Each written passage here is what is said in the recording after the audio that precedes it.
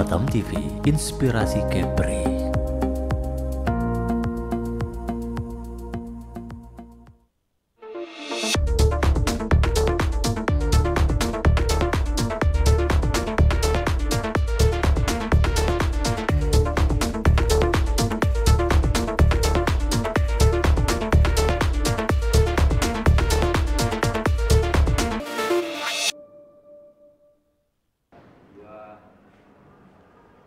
Assalamualaikum, selamat pagi pemirsa Batam Pos yang berbahagia.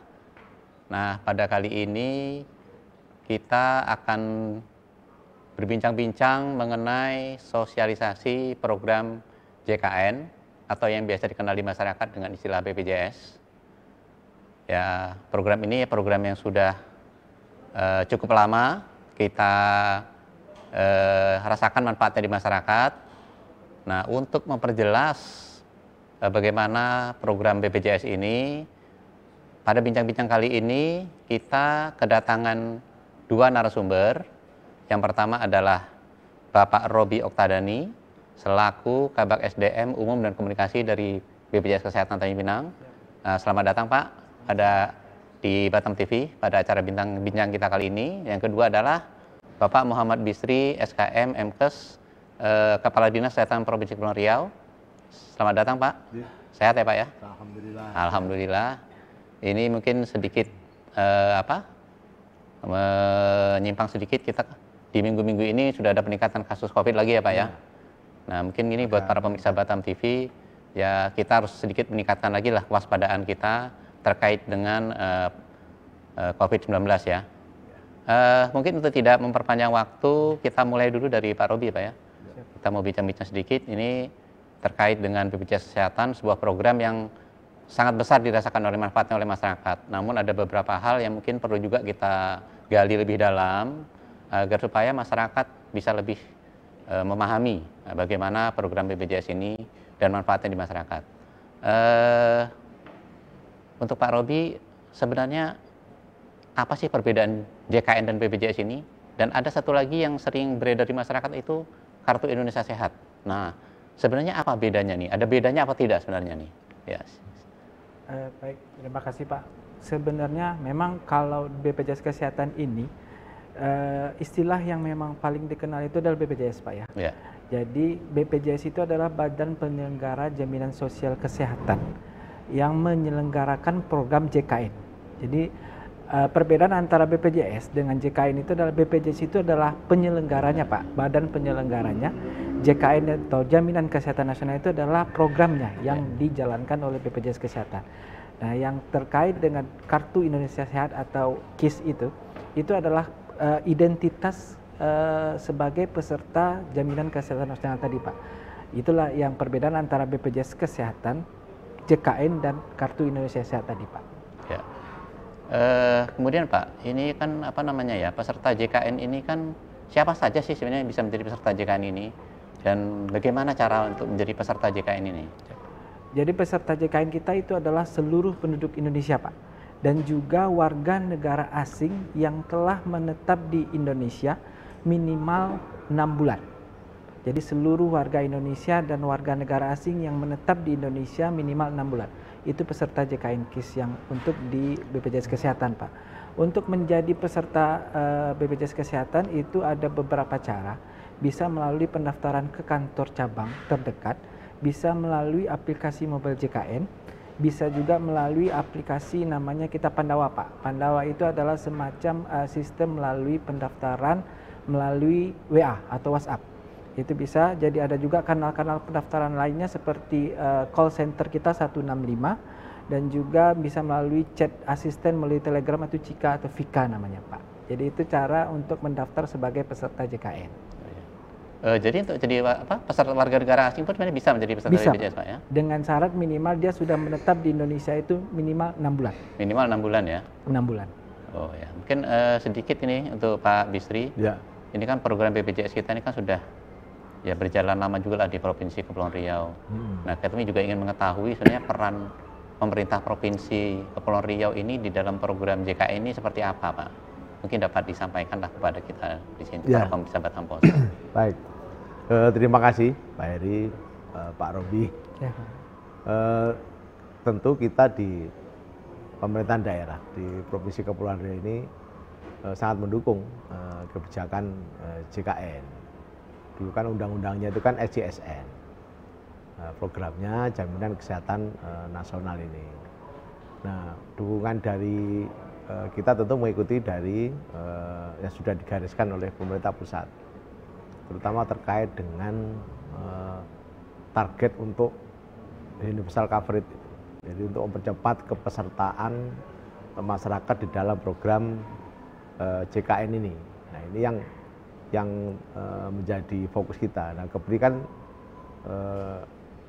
cukup bagus nih, peran serta masyarakatnya bagus, ya, kemudian dukungan dari pemerintah juga bagus, sehingga Kepri boleh dibilang persentase kepesertaannya udah di atas 90%, ya, sudah boleh dibilang sudah mencapai universal coverage, walaupun kadang-kadang ini kan slightly, ya, kadang sudah tercapai, kadang turun dikit karena ada yang keluar. Tapi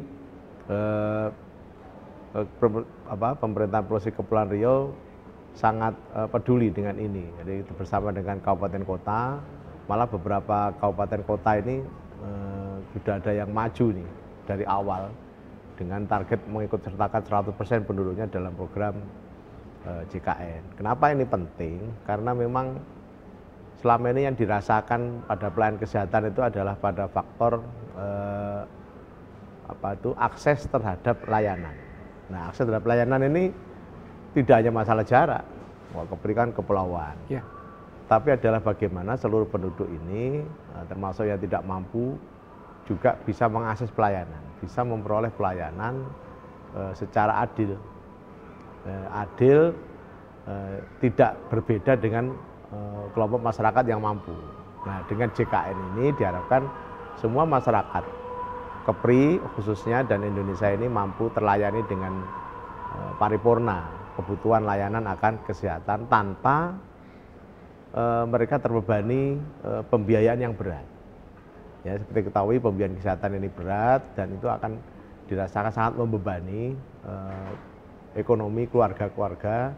Jangankan yang tidak mampu, ya, yang mampu pun saya sudah banyak ceritanya kan, yang asalnya mampu bisa jatuh miskin nih, karena sakit yang berat, ya, yang berkelanjutan, nggak sembuh-sembuh dia harus menjual segala macam. Apalagi yang setengah tidak mampu, ya, setengah miskin. Sehingga banyak kemudian masyarakat malah menghindari untuk tidak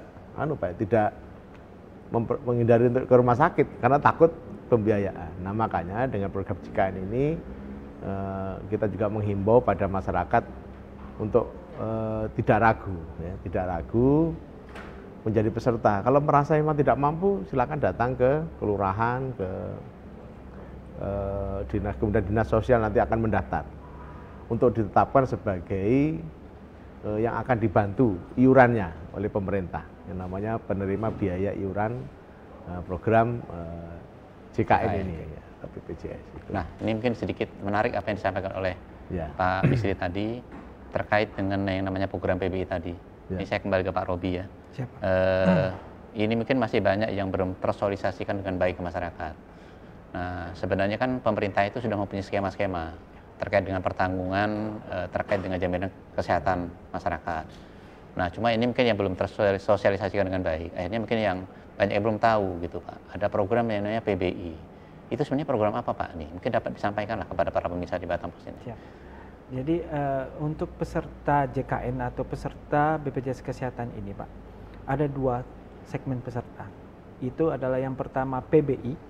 PBI ini adalah penerima bantuan iuran, Pak. Yang kedua itu non-PBI. Non-PBI itu berarti non penerima bantuan iuran.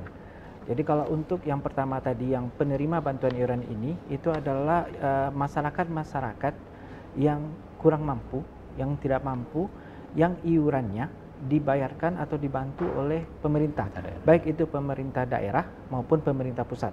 Pemerintah daerah bisa melalui Dinas Kesehatan dan pemerintah pusat juga melalui Kementerian Sosial, Pak.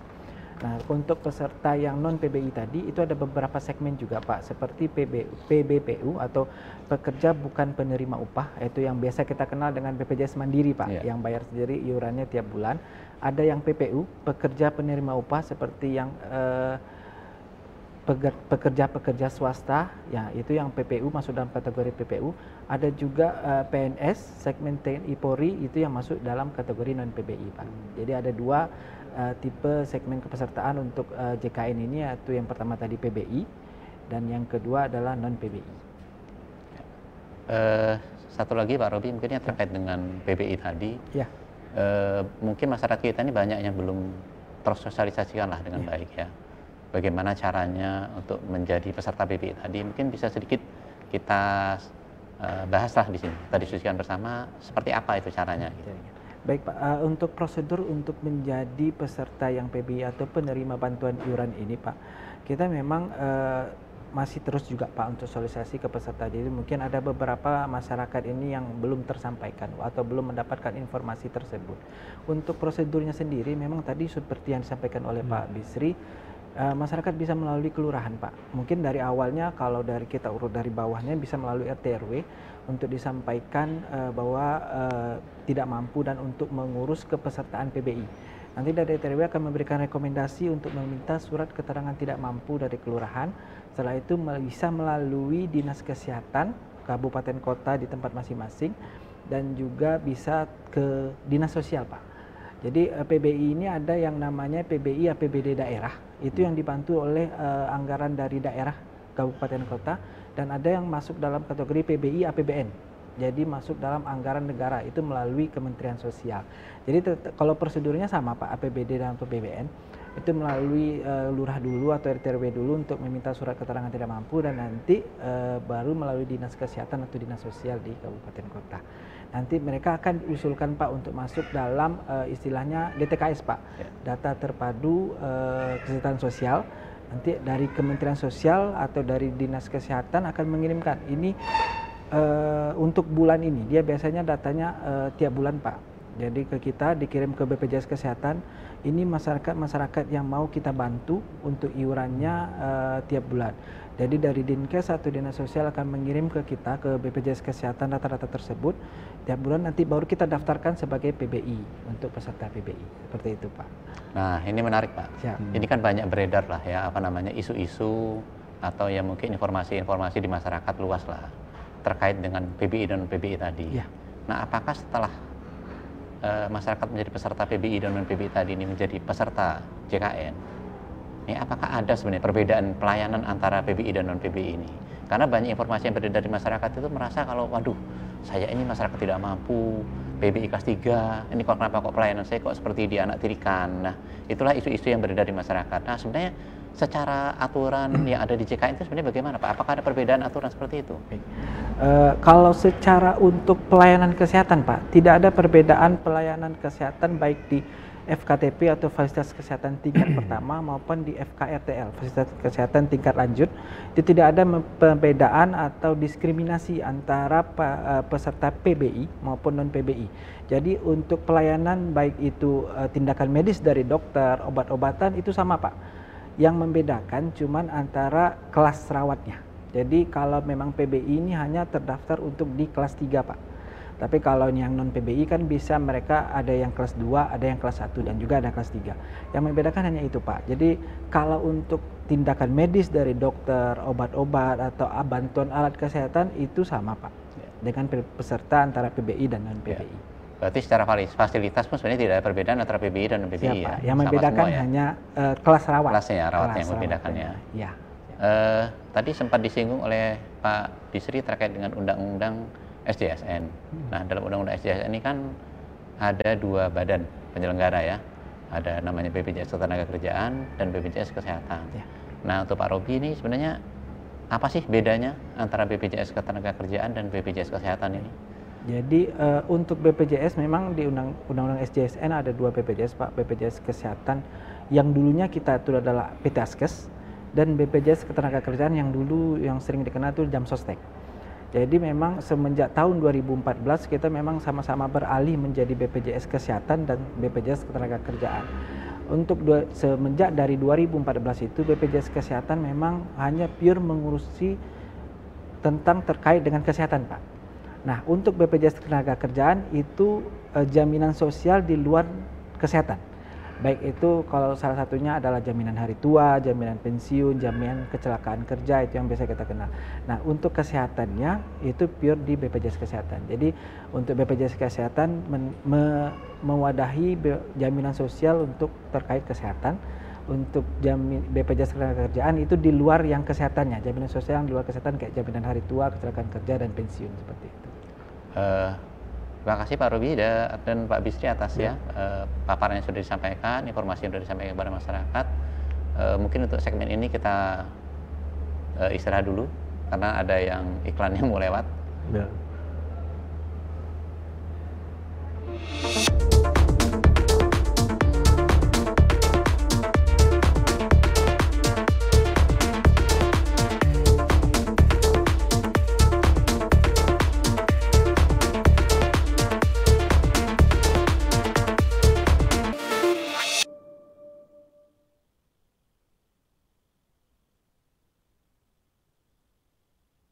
Tahukah kamu ada banyak manfaat dari membuat JKN?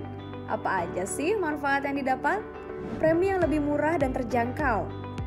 Peserta mendapatkan pelayanan bermutu dengan biaya yang wajar.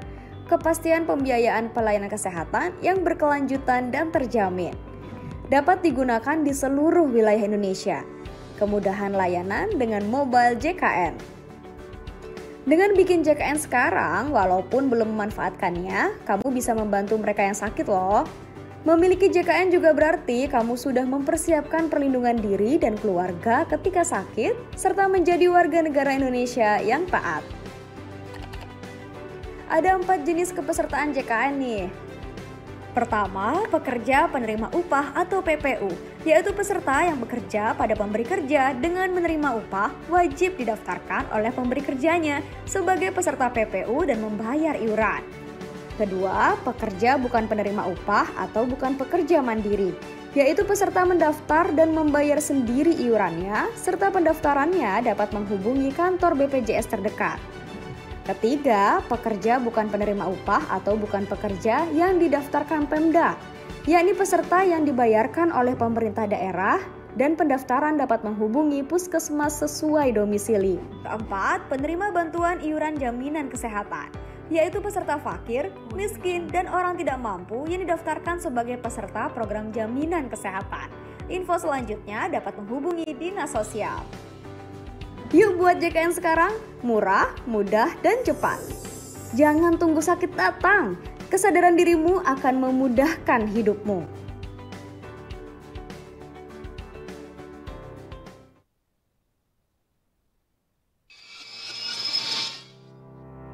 Sebagai upaya dalam memberikan pelayanan terbaik untuk peserta Jaminan Kesehatan Nasional sejak tahun 2017, BPJS Kesehatan menghadirkan aplikasi Mobile JKN. Layanan daring tersebut merupakan bentuk transformasi digital yang mempermudah peserta dalam mengakses kepesertaan dan layanan program Jaminan Kesehatan Nasional. Sudah 5 tahun berlalu, sejak dirilis, aplikasi Mobile JKN telah berkembang dan mengalami banyak perubahan. BPJS Kesehatan melalui kepemimpinan teknologi terus bekerja keras dalam mengembangkan aplikasi Mobile JKN untuk dapat mencakup seluruh kebutuhan peserta. Berbagai macam kolaborasi baik dengan pihak internal maupun eksternal terus dilakukan untuk tetap memberikan kebermanfaatan dan inovasi yang tiada henti.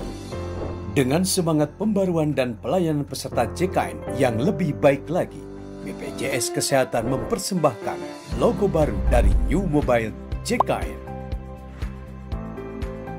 Geometri kotak merupakan gambaran ikon telepon genggam sebagai perangkat penggunaan aplikasi Mobile JKN. Geometri jari tangan melambangkan kemudahan penggunaan aplikasi Mobile JKN. Hanya dengan ujung jari, semua urusan bisa teratasi. Dengan telunjuk jari mengarah ke atas kanan, diartikan sebagai pelayanan BPJS Kesehatan akan terus tumbuh dan berkembang sesuai dengan kemajuan era digital saat ini dan di masa yang akan datang. Warna yang digunakan ialah gradasi biru muda dan biru tua seperti air dan langit, melambangkan bahwa Mobile JKN akan terus mengalir seperti air, berkesinambungan mengikuti perkembangan zaman, terus tumbuh dan berkembang sesuai dengan kemajuan era digital saat ini dan di masa yang akan datang. Juga melambangkan bahwa Mobile JKN akan terus terbentang luas seperti langit, dapat diakses dengan mudah dimanapun berada. Mobile JKN, hanya dengan ujung jari, semua urusan bisa teratasi.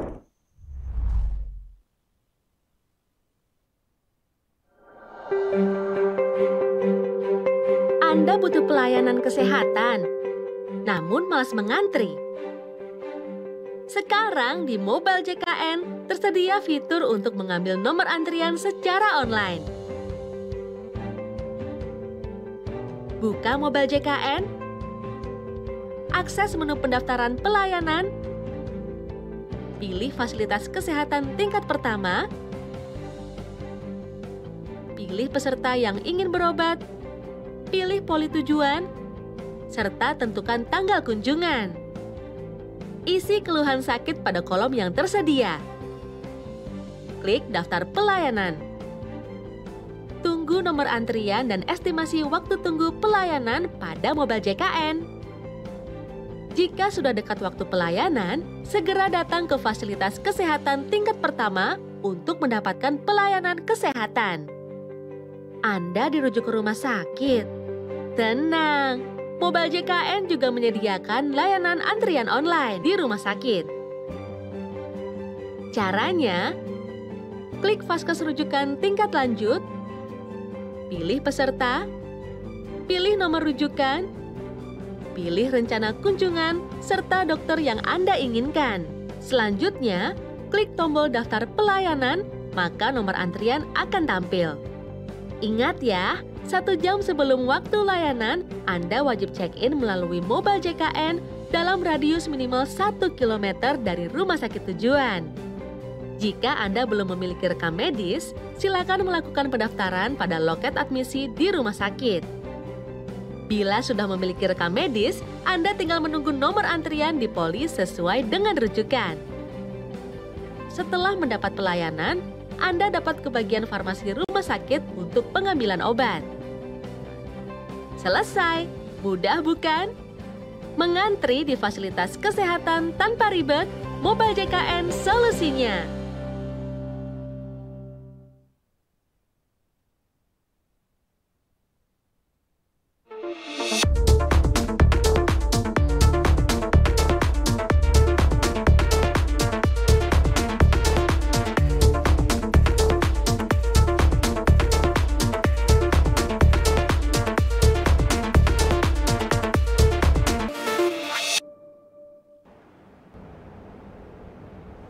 Baik, menyambung obrolan kita tadi, ada sedikit pertanyaan yang mau saya sampaikan ke Pak Robi, yaitu terkait dengan Mobile JKN. Ini kan kita sudah memasuki era digital, Pak ya. Jadi semuanya itu harus pakai mobile lah. Semua aplikasi kita sudah terbiasa lah dengan itu. Nah, kemudian itu terkait dengan program JKN ini, masyarakat ini sudah sebagian mengetahui, mungkin ada juga yang belum, ya. Jadi saya ingin sedikit memperdalam, apa sih Mobile JKN itu?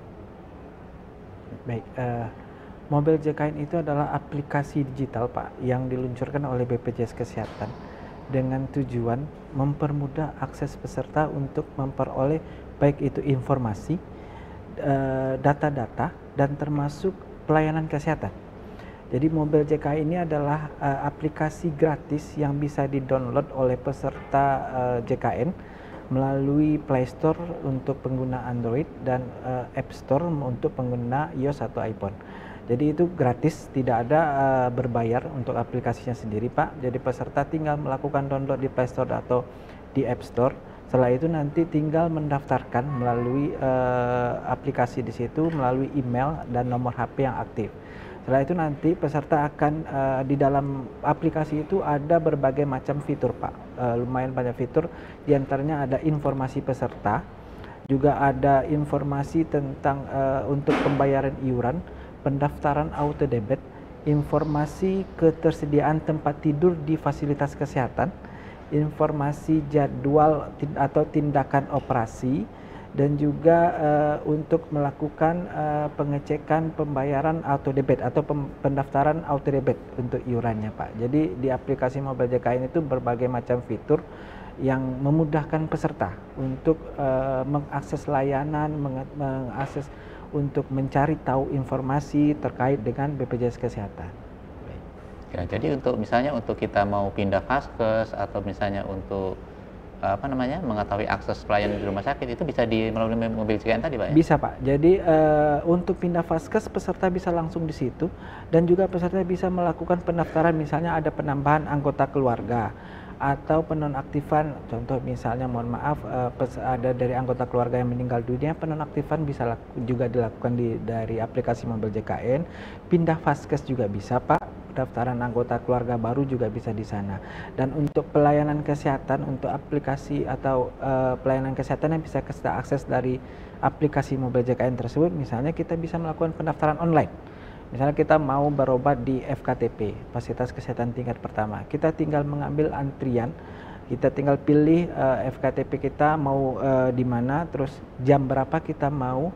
Biasanya di situ sudah ada, Pak, jadwal-jadwal praktek dokternya di FKTP kita. Kita tinggal pilih jam berapa kita mau, kita tinggal ambil nomor antrian, dan setelah kita mengambil nomor antrian di Mobil JKN, itu akan muncul, Pak, estimasi dilayaninya jam berapa, kita mendapat nomor antrian yang keberapa, dan sekarang di FKTP tersebut atau di klinik atau puskesmas tersebut sudah dilayani misalnya di antrian sampai nomor, misalnya kita dapat nomor 10.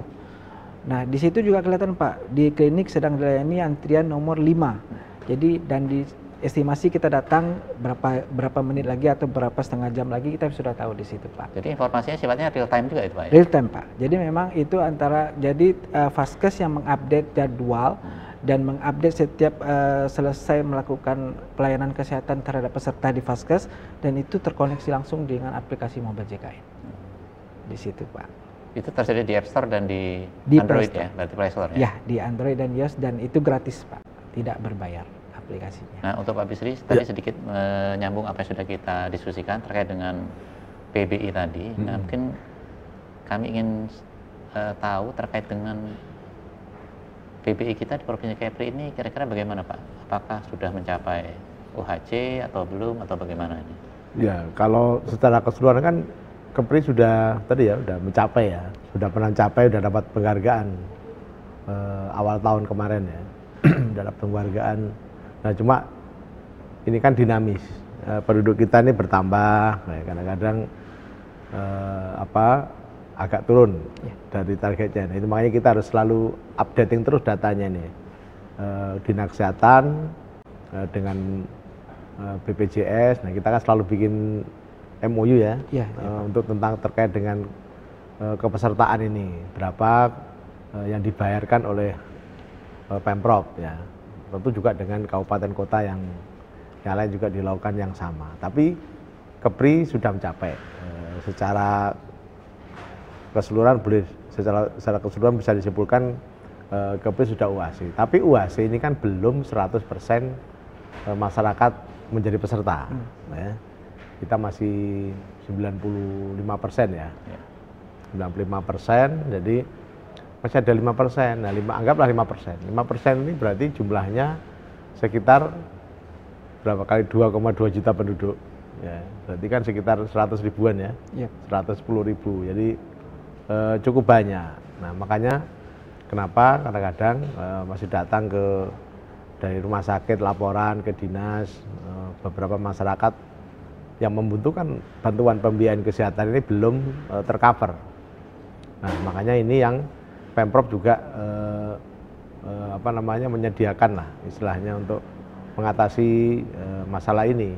Di samping terus menganjurkan yang bersangkutan untuk segera mengurus kepesertaan JKN-nya dengan 2 cara tadi, mau mandiri boleh, kalau seandainya butuh bantuan ya silakan mendaftar melalui jalur ke dinas sosial. Ya.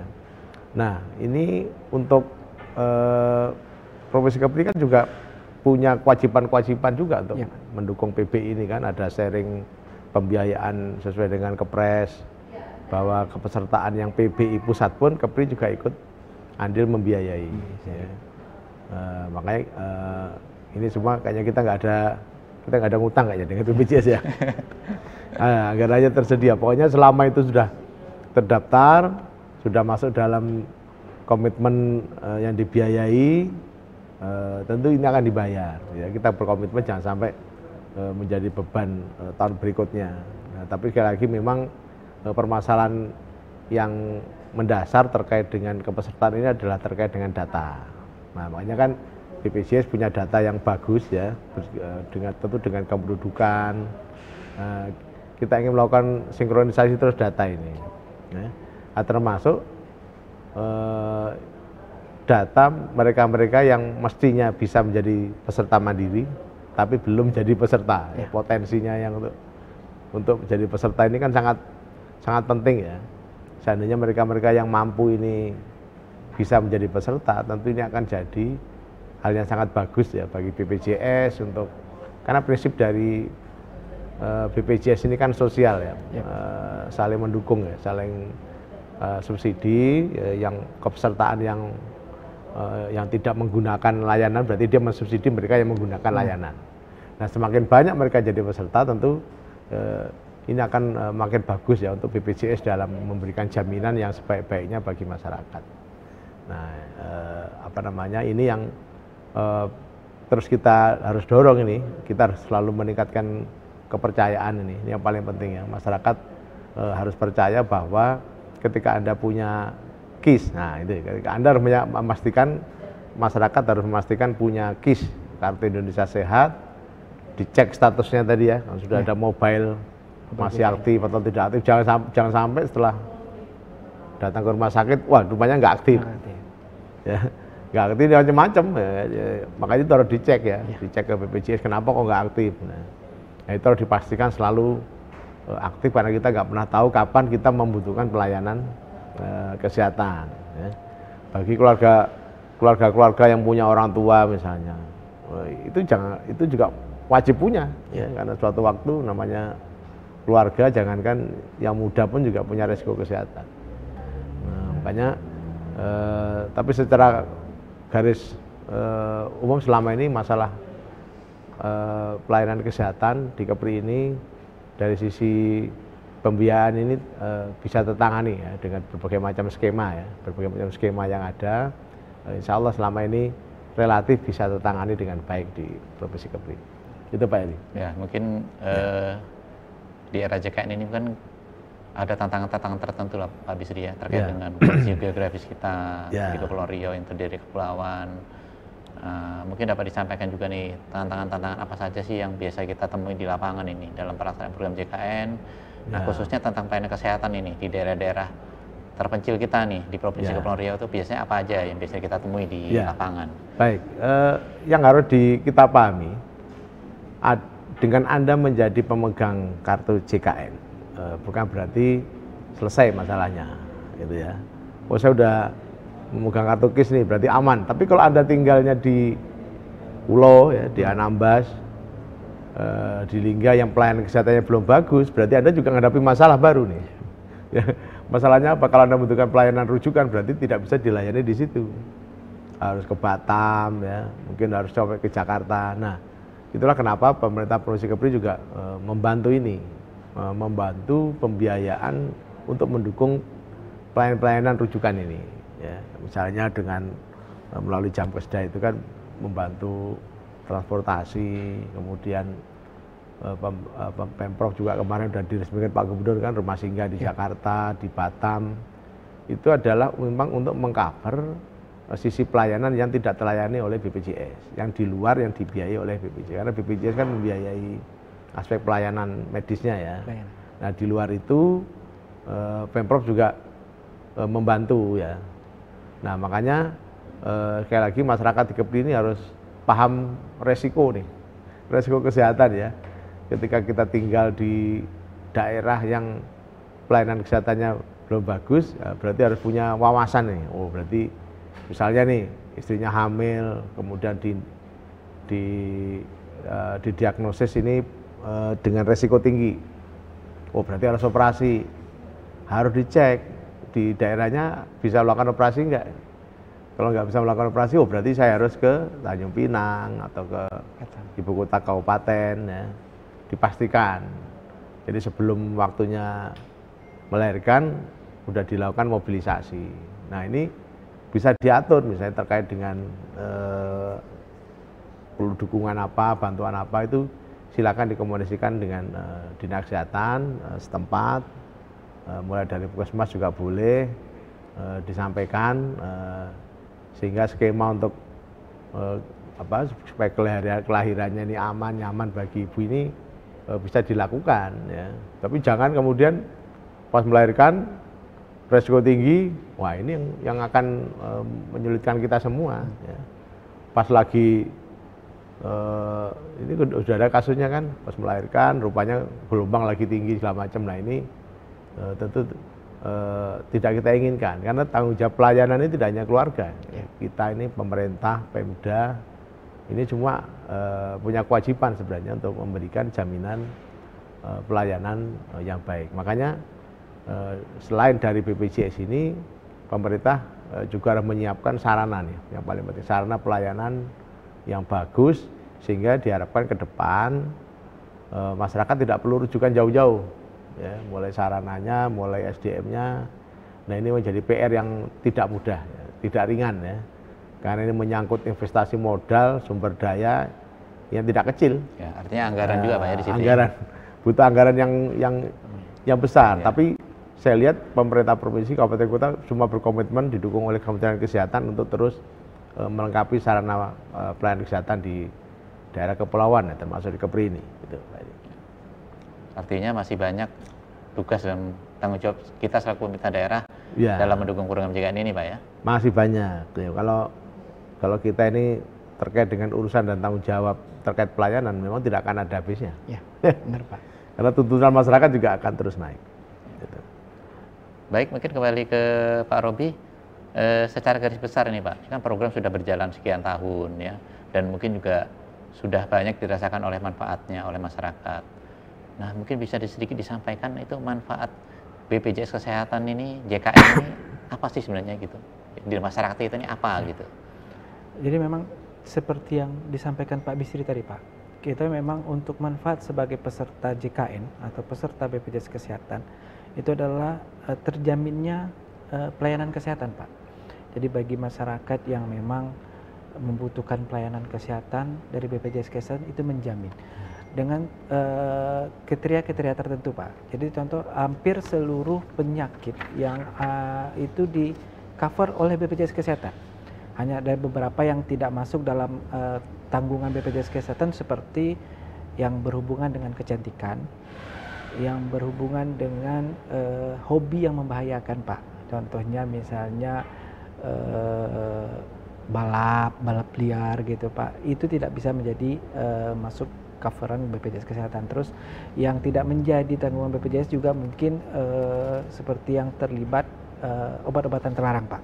Itu tidak bisa di cover BPJS Kesehatan. Selain dari itu semua memang kalau sesuai dengan indikasi medis dan prosedur itu di cover oleh BPJS Kesehatan. Jadi memang manfaat untuk menjadi peserta BPJS Kesehatan ini adalah tercovernya dan terjaminnya masyarakat untuk mengakses pelayanan kesehatan. Jadi menyambung juga dari pernyataan dari Pak Bisri untuk Provinsi Kepri sendiri Pak, memang kita sudah universal health coverage, sudah 95% lebih penduduk Kepulauan Riau menjadi peserta BPJS Kesehatan. Kemarin memang kita memberikan sedikit apresiasi ke Pak Gubernur langsung di saat peresmian rumah singgah Engku Haji Tua di Jakarta ya Pak. Ya. Di bulan awal-awal tahun kemarin langsung memang kita ke Jakarta juga waktu itu pas momennya peresmian rumah singgah. Jadi memang untuk Provinsi Kepri sendiri kita sudah mencapai mengcover 95% lebih penduduk Kepri ini menjadi peserta JKN. Itu secara akumulatif Pak. Untuk kabupaten kotanya memang kita kan di Provinsi Kepulauan Riau ini ada 7 kabupaten kota. Jadi kalau yang dari kabupaten kotanya sendiri itu ada 4 yang sudah universal health coverage. Itu ada Kabupaten Natuna, Kabupaten Kepulauan Anambas, Kabupaten Lingga yang baru Agustus kemarin mencapai 96% penduduknya tercover jadi peserta BPJS, terus terakhir Kota Batam. Ya. Jadi yang belum mencapai 95% itu adalah Kabupaten Karimun, Kota Tanjung Pinang, sama Kabupaten Bintan untuk pesertanya, Pak. Baik, menarik sekali apa yang disampaikan oleh Pak Ruby tadi terkait dengan capaian UHC yang sudah dicapai oleh Provinsi Kepulauan Riau. Tapi mungkin untuk di segmen ini, mungkin pembicaraan kita cukupkan dulu sampai di sini. Nanti kita sambung di segmen berikutnya karena ada pesan-pesan yang ingin disampaikan.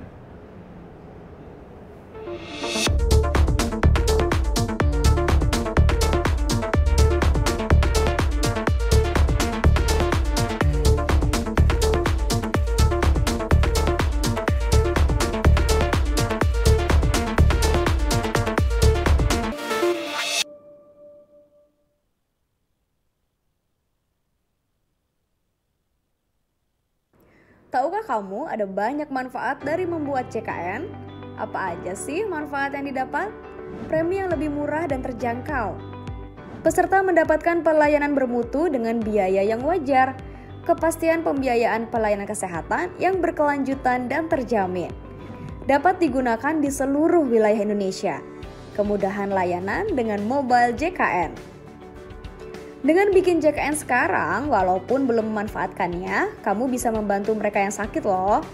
Memiliki JKN juga berarti kamu sudah mempersiapkan perlindungan diri dan keluarga ketika sakit, serta menjadi warga negara Indonesia yang taat. Ada 4 jenis kepesertaan JKN nih. Pertama, pekerja penerima upah atau PPU, yaitu peserta yang bekerja pada pemberi kerja dengan menerima upah wajib didaftarkan oleh pemberi kerjanya sebagai peserta PPU dan membayar iuran. Kedua, pekerja bukan penerima upah atau bukan pekerja mandiri, yaitu peserta mendaftar dan membayar sendiri iurannya, serta pendaftarannya dapat menghubungi kantor BPJS terdekat. Ketiga, pekerja bukan penerima upah atau bukan pekerja yang didaftarkan Pemda, yakni peserta yang dibayarkan oleh pemerintah daerah dan pendaftaran dapat menghubungi puskesmas sesuai domisili. Keempat, penerima bantuan iuran jaminan kesehatan, yaitu peserta fakir, miskin, dan orang tidak mampu yang didaftarkan sebagai peserta program jaminan kesehatan. Info selanjutnya dapat menghubungi Dinas Sosial. Yuk buat JKN sekarang, murah, mudah, dan cepat. Jangan tunggu sakit datang, kesadaran dirimu akan memudahkan hidupmu.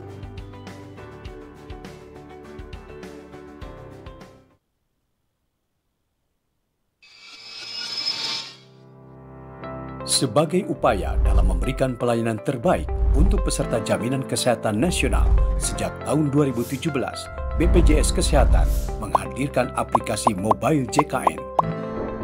Layanan daring tersebut merupakan bentuk transformasi digital yang mempermudah peserta dalam mengakses kepesertaan dan layanan program Jaminan Kesehatan Nasional. Sudah 5 tahun berlalu, sejak dirilis, aplikasi Mobile JKN telah berkembang dan mengalami banyak perubahan. BPJS Kesehatan melalui kepemimpinan teknologi terus bekerja keras dalam mengembangkan aplikasi Mobile JKN untuk dapat mencakup seluruh kebutuhan peserta. Berbagai macam kolaborasi baik dengan pihak internal maupun eksternal terus dilakukan untuk tetap memberikan kebermanfaatan dan inovasi yang tiada henti. Dengan semangat pembaruan dan pelayanan peserta JKN yang lebih baik lagi, BPJS Kesehatan mempersembahkan logo baru dari New Mobile JKN.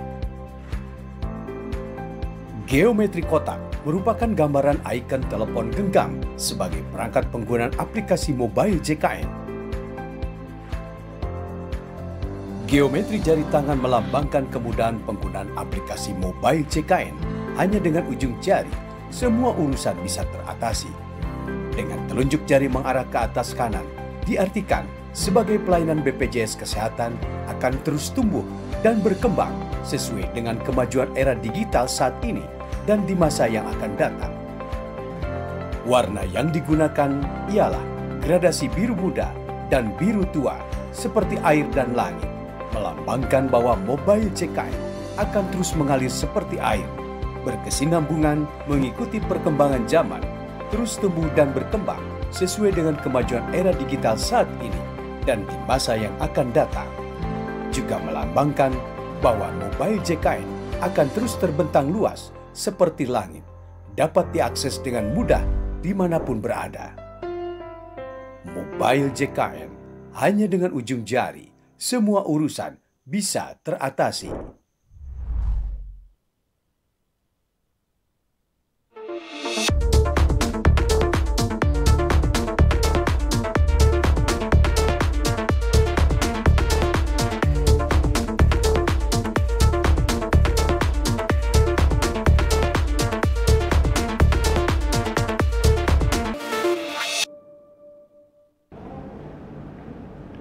Baik, kita sambung lagi nih obrolan-obrolan kita terkait dengan BPJS tadi, tentang JKN tadi.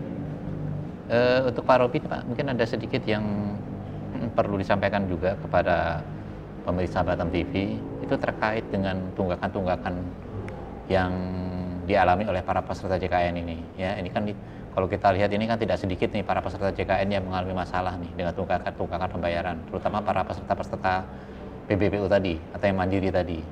Nah, mungkin bisa sedikit disampaikan nih, apa saja upaya-upaya yang sudah dilakukan oleh BPJS Kesehatan terkait dengan penanganan tunggakan ini? Baik, terkait dengan peserta-peserta yang memang ada memiliki tunggakan Pak iuran BPJS Kesehatan. Jadi saya sampaikan terlebih dahulu, untuk tunggakan iuran BPJS Kesehatan kita itu maksimalnya 24 bulan Pak. Jadi bagi peserta BPJS atau peserta JKN yang memiliki tunggakan di atas 24 bulan, itu tetap maksimal yang muncul hanya 24 bulan. Ya. Jadi kalau dia menunggak lebih dari 2 tahun, misalnya 3 tahun atau 4 tahun atau 5 tahun, yang muncul tagihannya tetap 24 bulan. Itu yang pertama. Nah, terkait dengan usaha-usaha dari BPJS Kesehatan untuk membantu peserta kita yang memang mungkin bisa dibilang tidak memiliki dana untuk melunasi secara langsung dengan tunggakan yang nominal cukup ya Pak, cukup besar ya. Jadi kita ada namanya program rehab Pak. Rehab ini adalah rencana pembayaran bertahap. Program rehab ini adalah program cicilan, kalau kita lebih dikenal dengan cicilan. Jadi peserta bisa menyicil tunggakannya, itu rentan waktunya bisa dipilih 6 bulan atau 12 bulan. Jadi syarat untuk mengikuti program rehab ini adalah peserta yang memiliki tunggakan minimal 4 bulan dan maksimal tadi 24 bulan ya Pak. Itu bisa mengikuti program rehab.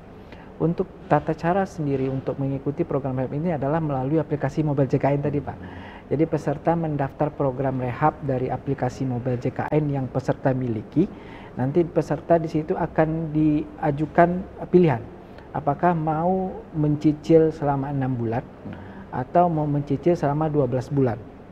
Peserta tinggal pilih, nanti misalnya jumlah tunggakan, kita contohkan misalnya jumlah tunggakannya 3 juta Pak. Dia mau mencicil, misalnya dia pilih yang 6 bulan. Berarti 3 juta tinggal dibagi 6 bulan, tiap bulan dia bayar segitu. Sampai 6 bulan dan sampai 6 bulan setelah mencicil dan lunas tagihan atau tunggakannya itu kartunya akan aktif. Jadi program rehab ini dulu kita kan ada juga program cicilan. Tapi kalau pas pertama kali mencicil itu bisa langsung. Tapi kalau yang program rehab ini memang kita harus lunas dulu Pak. Jadi cicilan selesai, lunas tunggakan atau tunggakan iurannya, itu baru kartunya aktif. Berarti di bulan ke-6 atau di bulan ke-12 dia mencicil, itu setelah lunas baru kartunya aktif dan bisa digunakan kembali. Jadi mungkin saya perlu perjelas lagi. Jadi berapapun lamanya tunggakan yang dialami oleh peserta BPJS itu cukup membayar tunggakan selama 24 bulan ya? Maksimalnya 24 bulan Pak. Jadi kalau yang di bawah 24 bulan akan diperhitungkan sesuai dengan bulannya. Tapi yang di atas 24 bulan itu tetap maksimalnya di 24 bulan. Dan prosesnya itu cukup dilakukan di Mobile JKN tadi ya? Mobile JKN Pak. Kalau pendaftaran aplikasi program rehab atau rencana pembayaran bertahap ini itu hanya bisa dari aplikasi Mobile JKN yang dimiliki oleh pesertanya. Jadi tidak bisa kita daftar ke kantor untuk program, tapi memang cuma dari aplikasi Mobile JKN untuk pendaftarannya. Untuk ya, Pak Robi mungkin gini ya, terkait dengan aplikasi-aplikasi yang ada kaitannya dengan program JKN ini. Itu apa saja Pak? Tadi selain ada mobil JKN, kemudian ada Pandawa, itu ada saluran-saluran apa lagi yang bisa yang dimiliki oleh BPJS Kesehatan? Kalau kanal itu kalau kita disebutnya kanal layanan BPJS Kesehatan ya Pak. Itu ada yang pertama itu adalah yang pertama pasti kantor ya, kantor cabang terdekat atau kantor BPJS terdekat. Yang kedua ada aplikasi mobil JKN.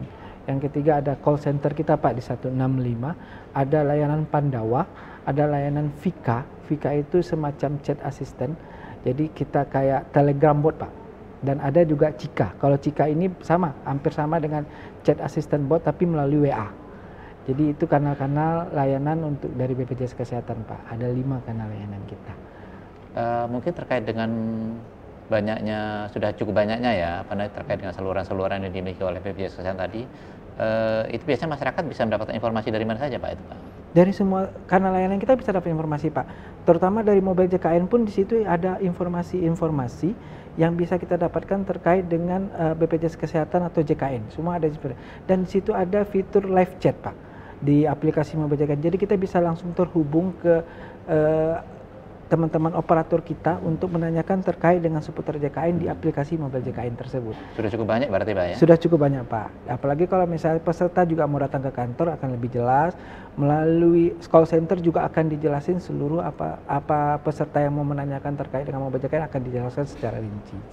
Ya.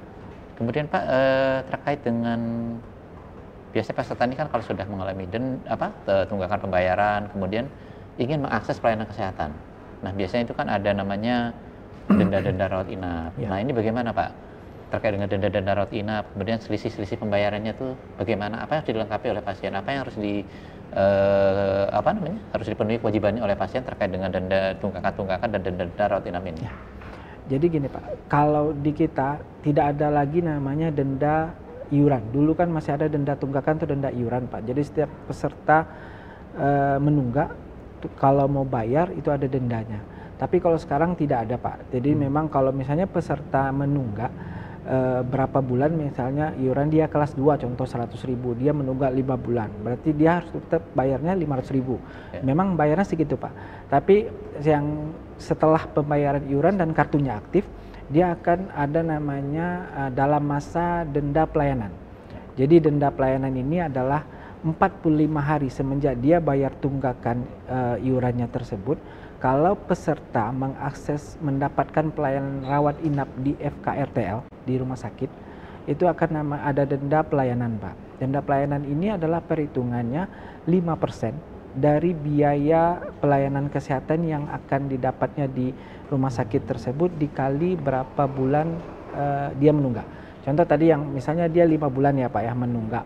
Jadi 5% dikali 5 bulan dikali biaya pelayanan kesehatan yang dia dapatkan untuk mendapatkan rawat inap di rumah sakit tersebut. Itu dengan maksimal 30 juta, maksimal 30 juta. Jadi kalau misalnya denda pelayanan itu diperhitungkan lebih dari 30 juta, maksimal tetap 30 juta yang akan dibayarkan. Nah, itu peserta melakukan pembayaran denda itu pada saat pengurusan administrasi rawat inap di rumah sakit atau di FKTL lainnya gitu.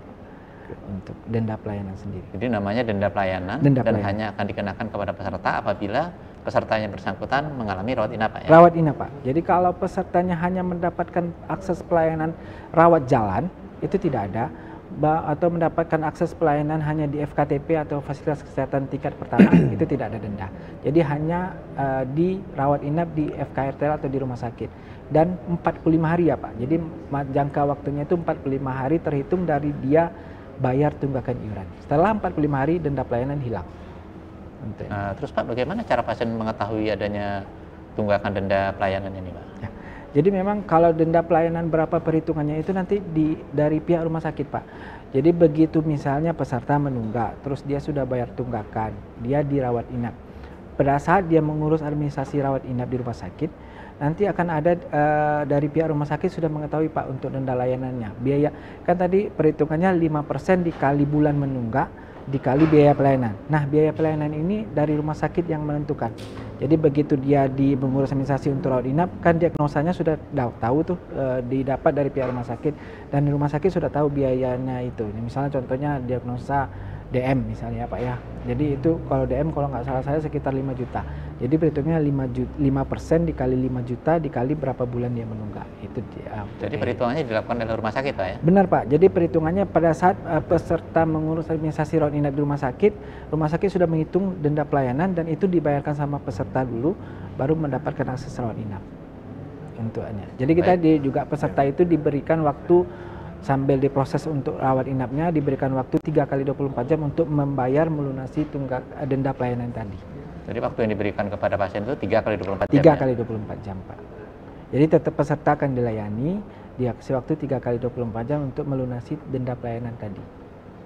Nah untuk Pak Bisri ini Pak mungkin ada sedikit seperti closing statement lah ini terkait dengan gambaran pelayanan kesehatan kita di Provinsi Kepulauan Riau di era JKN kita ini.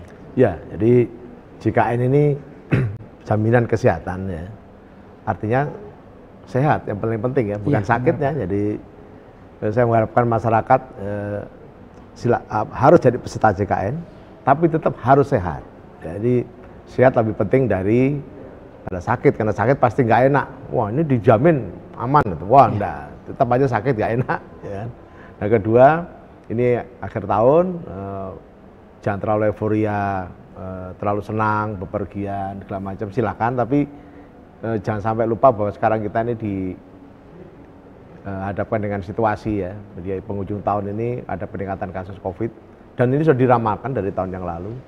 Karena kita masuk era turbulensi pandemi. Jadi sudah masuk endemis, tapi bisa muncul lagi. Dan rupanya terbukti, teori itu terbukti sekarang. Rupanya ada kenaikan COVID sekarang di akhir tahun.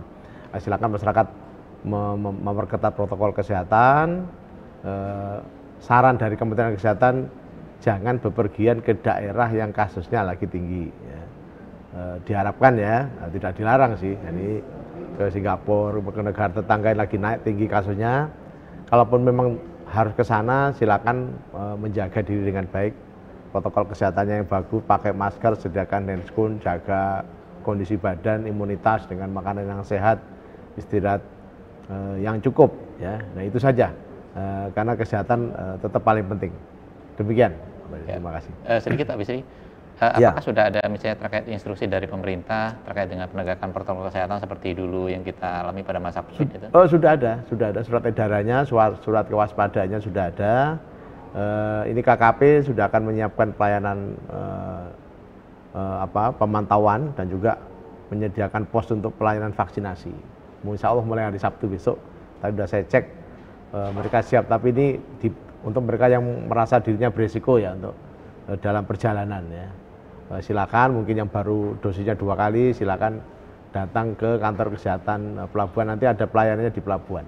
Itu di seluruh kantor kesehatan pelabuhan di Provinsi Kepulauan Riau ya? Nanti sementara mungkin bukanya bertahap ya di Pinang sama di Lagoy dulu. Yang di Batam belum saya cek kapan mulai pelayanan. Tapi vaksin memang fokus kita taruh di Batam, di Bintan, Pinang, dan Karimun.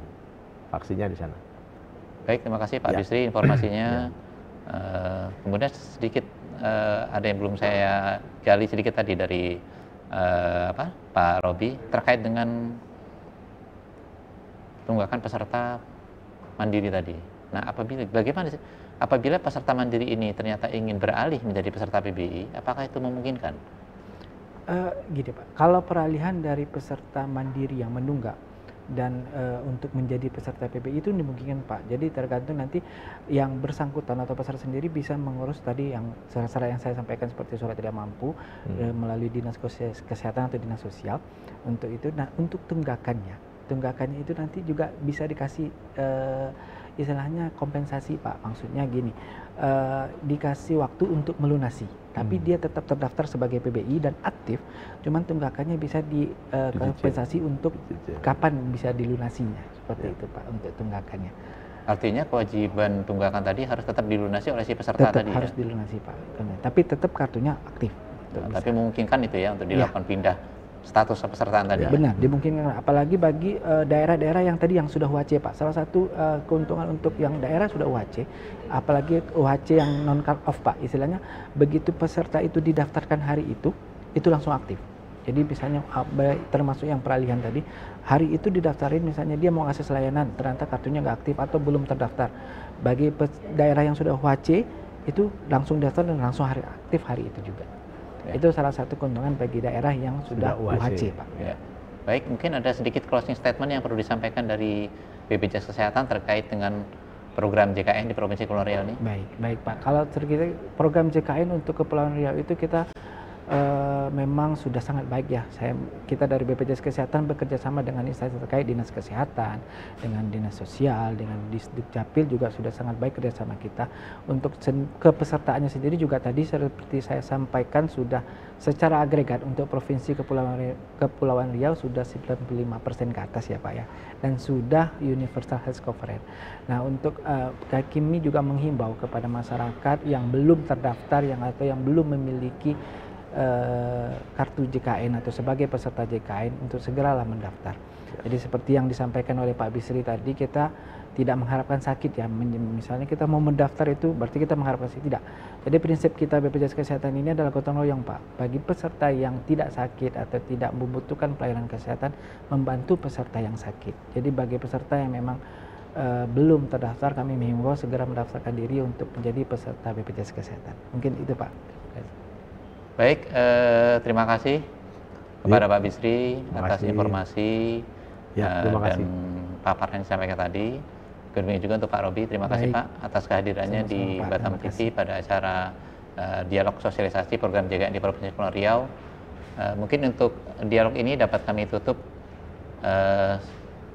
Sekali lagi kepada para pemirsa, mungkin kita juga harus ingat tadi seperti yang disampaikan oleh Pak Bisri, meningkatkan kewaspadaan, mengingat sudah tingginya mulai meningkatnya angka COVID di Provinsi Kepulauan Riau Pak ya?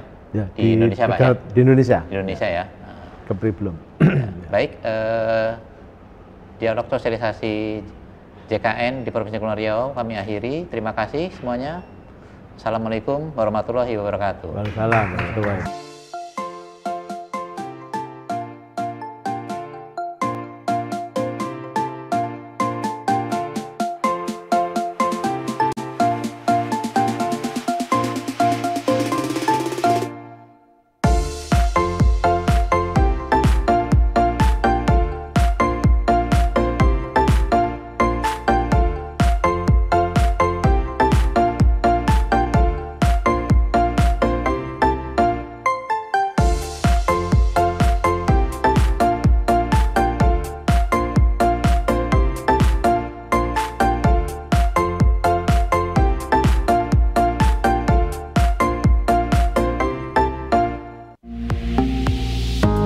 Batam TV, inspirasi Kepri.